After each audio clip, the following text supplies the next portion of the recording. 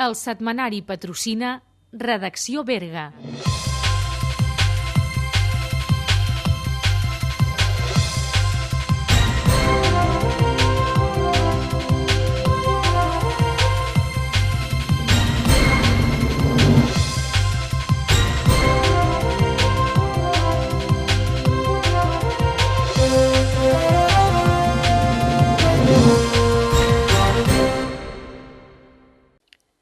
Gironella tindrà un nou casal de la gent gran.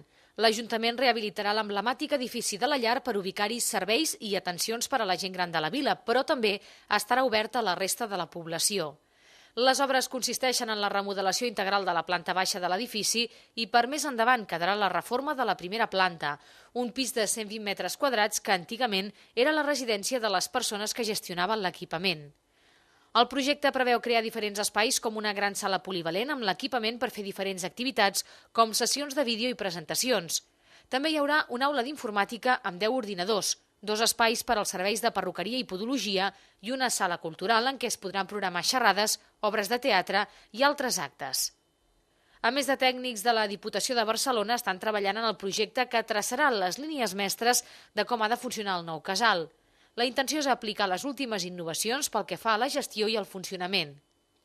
L'Ajuntament espera que aquesta setmana arribi de part del Departament de Governació la confirmació del finançament i així poder iniciar el procés per adjudicar les obres abans d'acabar aquest any. La intenció és que durant els primers 4 mesos de l'any que ve es facin les obres i llavors ja es pugui posar en marxa el casal.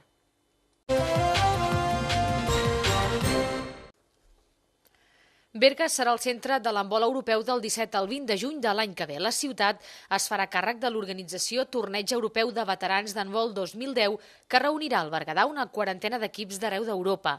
Els impulsors de la candidatura berguedana han guanyat el pols a ciutats d'Itàlia i Croàcia, aconseguint que la competició vingui a la comarca del Berguedà. Fa algunes setmanes que un comissari de la Federació Internacional va visitar les infraestructures que s'utilitzaran durant el torneig i va donar el vistiplau perquè Berga es faci càrrec d'aquest esdeveniment. Per poder realitzar aquesta competició s'ha creat una comissió organitzadora presidida pel regidor d'Esports de l'Ajuntament de Berga, Ramon Bajona.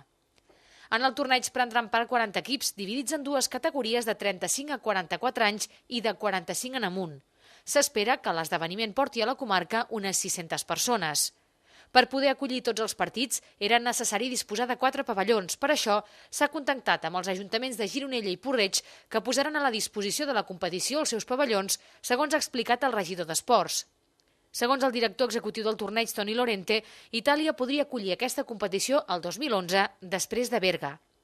Aquesta serà la segona vegada que es celebra a l'estat espanyol aquest torneig. L'altra ocasió va ser l'any 2005 a Granollers.